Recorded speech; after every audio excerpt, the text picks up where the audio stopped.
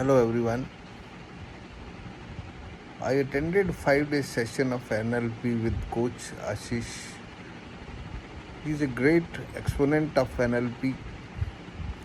NLP is a great science. How you can monitor, how you can control your subconscious mind to improve your personality and lot of things which can be modified in your day-to-day life is what the 5 day workshop was all about.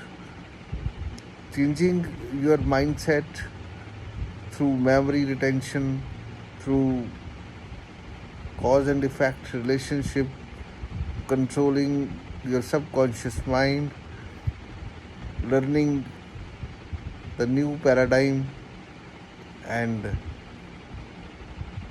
there was lot of this was just a trailer, and we really came to know that there are a lot of things which will come up, which are part and parcel of NLP, but due to paucity of time,